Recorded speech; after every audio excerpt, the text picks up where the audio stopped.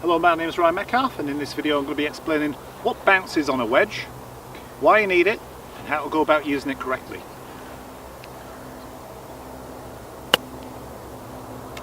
Let's talk about bounce.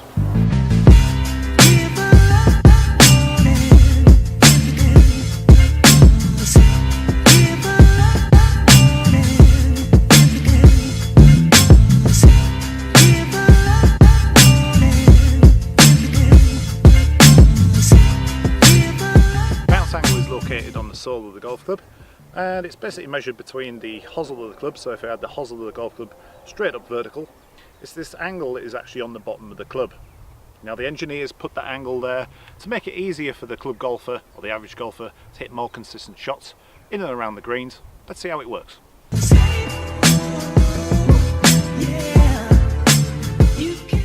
So we now know what bounce is. Now we've got to find out what it's actually there for. Now the manufacturer puts the bounce angle on the bottom of the golf club basically as a bit of an insurance policy, guarding against the club digging into the floor. Now a lot of club golfers and a lot of sort of mid to high handicappers suffer from interacting with the turf just a little bit too early, and the club can sometimes sort of stick into the ground and we end up hitting duff shots like this. Now that bounce angle is actually going to help prevent that. If the leading edge of the club was to stick into the floor, we get shots like the one I've just hit there. But if the leading edge of the club was away from the ground, the back of the club would glide across the turf rather than sticking in, and the result would be much better.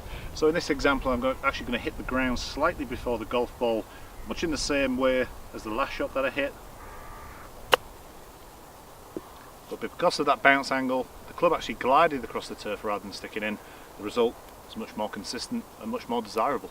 So now we know what bounce is, we know exactly why the manufacturer has put it there, but how do we go about actually putting this bounce to some good use?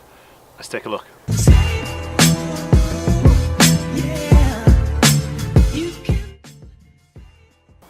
So to make sure that we're using this bounce angle that the manufacturer has kindly put there in the correct way, we've got to make sure that the bounce angle is present in and around when we impact with the golf ball. Now I do see a lot of advice out there, and a lot of club golfers certainly, leaning the shaft forward aggressively, hitting chip shots. They're kind of in this sort of position with the ball back in the stance. And this might work for some, but it makes it absolutely imperative that the ball and the ground are struck at the same time. And with so many suffering from hitting the ground before the golf ball, having the shaft forward like that is actually taking away all of the bounce on the sole. So hitting the floor early, the club grabs into the floor, de-accelerates, get a load of turf and rubbish between the club face and the ball. The ball usually doesn't have much spin on it, rolls out pretty quick, if it moves. Sometimes you see people chipping like that and the ball moves 6 feet. So, what I want you to make sure is, or make sure of, is that the shaft isn't leaning forward aggressively.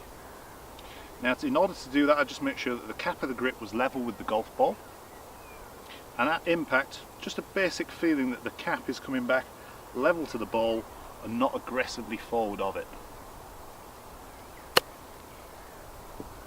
That's going to make sure that the bounce angle is retained, the club's going to slide across the ground rather than sticking into the turf, and your results are going to be much better.